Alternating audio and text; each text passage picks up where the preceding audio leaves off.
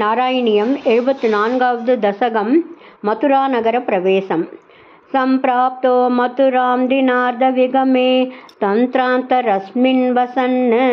आरामे विहितासनः सखिजनैर्यातः पुरीमीक्षितुम् प्रापो राजपथं चिरश्रुतिधृत व्यालोककौतूहल स्त्रीपुंसोद्यदगण्यपुण्यनिगलैराकृष्यमाणो नु किम् त्वत्पादद्युतिवत्सरागसुभगा त्वन्मूर्तिवद्योषितः सम्प्राप्ता विलसत्पयोदररुचो लोलाभवदृष्टिवत् हारिण्यस्वदुरस्थलीवदयिते मन्दस्मितप्रौढिवत् नैर्मल्योल्लसिता कचौगरुचिवत् भ्राजत्कलापाश्रिताः तासामाकलयन्नपाङ्गवलनैर्मोहं प्रहर्षाद्भुत व्यालोलेषु जनेषु तत्र रजकं कञ्चित् पटिं प्रार्थयन् कस्येतस्य तिराजकीयवसनं याहीति तेनोदितः सद्यस्तस्य करेण शीर्षमहृता सोऽप्यापपुण्यां गतिम् भूयो वायकमेकमायतमतिं तोषेण वेशोचितं दास्वांसं स्वपदं निनेत सुकृतं को वेद जीवात्मनां मालाभिस्तबकैस्तवैरपि पुनर्मालाकृता मानितो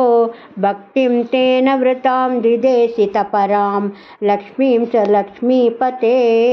गुब्जामब्जविलोचनां पति पुनर्दृष्टाङ्गरागे तया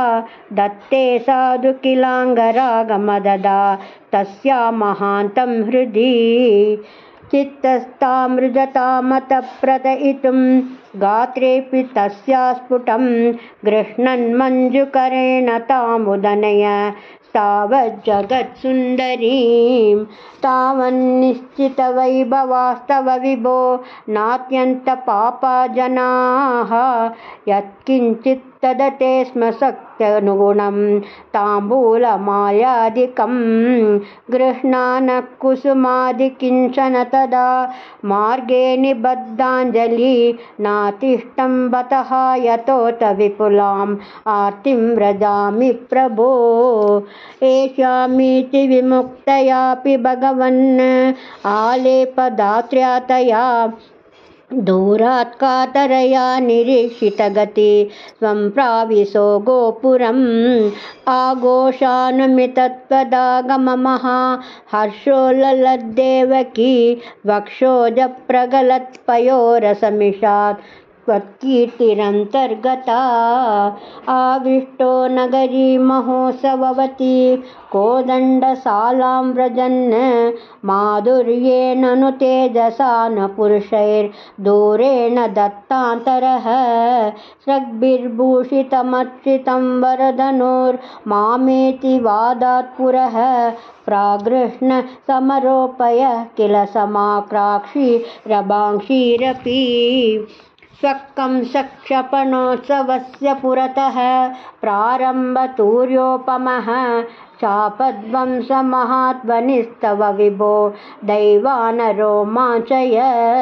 कंसस्यापि च वेपतुस्तदुदितः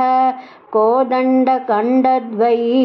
चण्डाभ्याहतरक्षिपूरुषरवैरुत्कूलितो भूत्वया शिष्टैर्दुष्टजनैः सदृष्टमहिमा प्रीत्या च भीत्या ततः सम्पश्यन् पुरसम्पदं प्रविचरन् सायं गतो वाटिकां श्रीदाम्ना सह राधिका विरहजं खेदं वदन् प्रस्रपन् आनन्दन्नवतारकार्यघटनात् वासे स संरक्ष मां गुरुवायूरप्पा चरणं सर्वत्र गोविन्दनाम संकीर्तनं गोविन्दा गोविन्दा।